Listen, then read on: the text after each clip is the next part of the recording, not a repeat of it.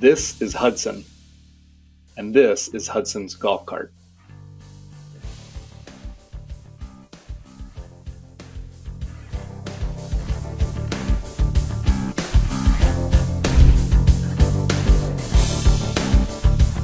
GolfCartingTV is your inside source for the coolest upgrades, mods, and accessories to take your trusty golf cart from drab to fab.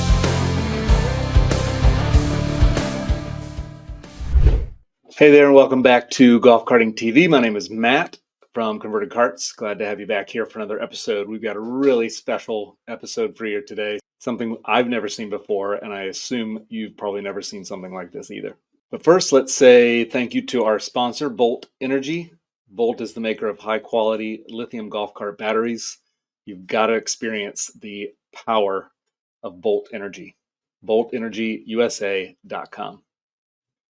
So today we're looking at what's called a Humdinger. And if you can't assume, or if you didn't look at the thumbnail or the video that I started, you will figure out that it is a Hummer-based golf cart frame or golf cart body. And the dog, Hudson, loves this cart and rides around wearing its goggles and all kinds of fun stuff. So let's jump in with John and take a look at this thing that he's got. John, why don't you tell us a little bit about yourself and who you are, what your cart is, and why you have a dog behind you. We can a little introduction there too, but tell us a little bit about what you got going on. Sure. My name's John Thompson. I got interested in golf carts, I don't know, probably 4 or 5 years ago when I found an old Harley Davidson gas golf cart for sale for $100.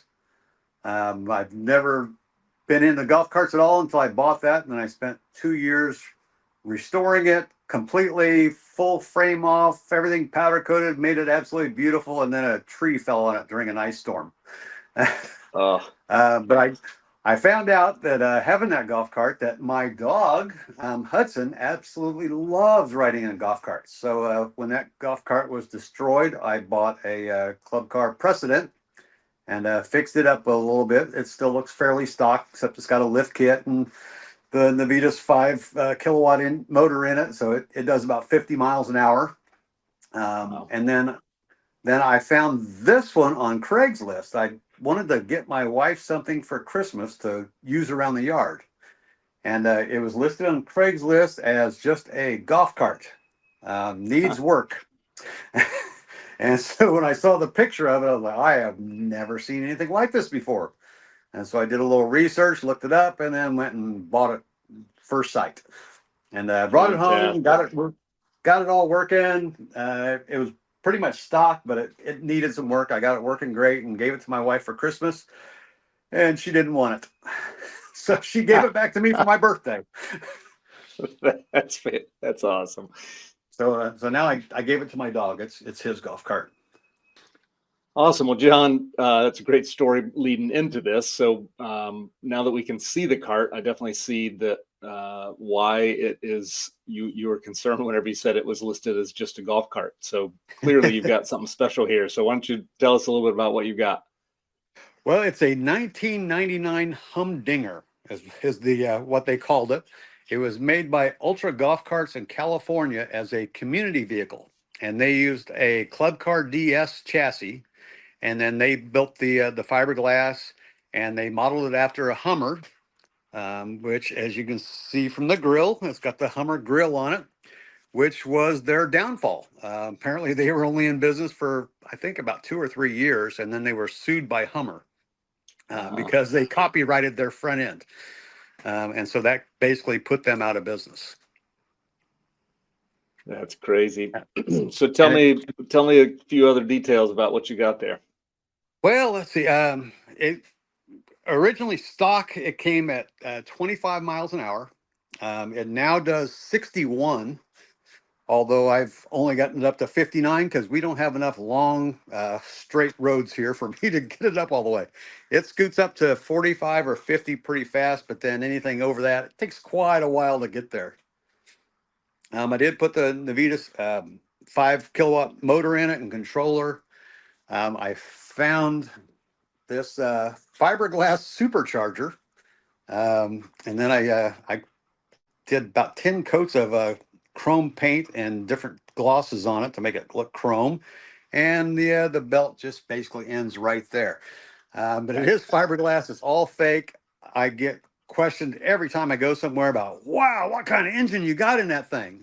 And I have to explain that it's all fake. And That's then I awesome. figured that, if you're going to have a fake supercharger, well, then you got to have fake exhaust to get rid of the fake exhaust gases. And to make it more realistic, I put some amber lights inside of it so that it actually looks like there's some flames shooting. Oh my gosh. And that's just some aluminum tubing that I welded and bent and polished. So that was just a fun little project. And then I've got some waterproof JBL speakers that I can play engine noises out of. So, so it actually Nice. looks like it's gas powered, but it's completely not. I That's did good. put the 6-inch long travel all sports kit on here. It came from the factory, well, from Humdinger with a Z lift, which I'm not a big fan of the Z lifts. I imagine they're fine, but they seem a little flimsy to me. So I actually welded the frame, made it a solid frame again instead of just having the Z lift bracket. So it's got about 10 inches of lift now, which fits the 26-inch tall tires really well. Nice. Because it had these massive wheel openings, and it just looked really weird with with small regular golf cart tires. So I went with a street tire and street wheels. Those are golf cart Um, tires, or they are actual car tires, car wheels? they're actual car tires. Oh I wow. think and then the wheels I got, they were in pretty poor shape. So I spent about a week polishing them, make them look decent again. So, and it goes down the road just like a car. You just drive it one handed, and it just handles really well. And it's street legal, so of course I had to do the turn signals and the horn and all that stuff. And I changed all the lights. I switched them all to LED, and then had some custom light switches made. Which we got a whole bunch of them, including a really bright light bar. And then the tail lights. It's got some side lights for when my dog is running next to me. I can see him at night. And then it's got backup lights. And back here is the back seat, which has my dog's stuff in there. It also has a aluminum bumper that slides in that works as a step for the back seat and has a 2-inch trailer hitch to it as well. Oh wow, nice. Let me turn this. And then you have fabricated a top as For, well. We have some pictures that we well, can roll in here, but tell me about the top. oh, the different tops I've got. I've got the one little half top hanging up here, so it's out of my way. I made that for when it rains. And then I've got a full top, a full enclosure that I use in the wintertime so that I can run heaters in here, keep it nice and warm. And it's also got a snowplow blade that I made for it and snow chains. Unfortunately, it didn't Gotcha. snow last year, so I never got to try them. And I knew that would happen. If I didn't Of have it, it would course. snow like crazy. And if I make a snowplow, then it's not going to snow ever again. Right. It's like paying the snow plow man to come plow your, pay him in advance for a you get a Right. cheaper price, but you never know if it's going to actually snow. Yep, exactly. And then in the summertime, since my dog's a husky, he doesn't really like heat. I installed a couple of fans down below, so they keep you nice and cool, and we have to stop lights. That's great. And he's got goggles and everything, I hear. So you said, tell me about what happens when you're out in public. I hear you get a little bit of attention. Yeah, just a little bit. It seems like every stoplight we sit at, I look over and the car sitting next to me, they're taking pictures.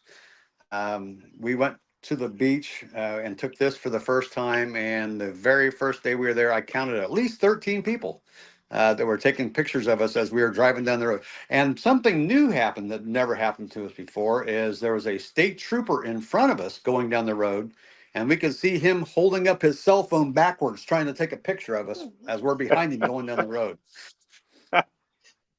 That's great. Well, at least he's not trying to pull you over, I guess. I know. I figure as long as I'm behind him, then I'm pretty safe. Right. That's great. And so Hudson enjoys riding in it, it sounds like, and Oh, obviously absolutely. he's standing there and doing just fine. Yeah, yeah. Whenever I have to do anything that he doesn't like, if like brushing him, his fur and stuff, I just put him in the golf cart, and then he's happy about it. He'll just stand there and let me do whatever I want. But if I try to do it in the living room or something, he's trying to run away. Yeah, I But wish I had a dog that and would the stay goggles still he for. got. Yeah, he normally won't unless we're in the golf cart. And the goggles that he learned to wear those really quick because he realized that if I pull the goggles out, that means we're going for a long ride, and he's all ready for that. That's fantastic. That is so good. John, this is fantastic. I've never seen a car like this, so it's really cool that you were able to come out and share it with you, and for Hudson to be able to stay as still as he did. That's just fantastic. He's waiting to go for a ride. Awesome. Well, thank you so much for coming out today. Well, thank you for having me. I appreciate it. There's just something about dogs. Golf carts are great, but dogs just make them that much better. So hope you enjoyed that episode. Hopefully you will come back again next week. Every Wednesday at noon, we have a new episode. Please like and subscribe and share, and we'll see you back here next week.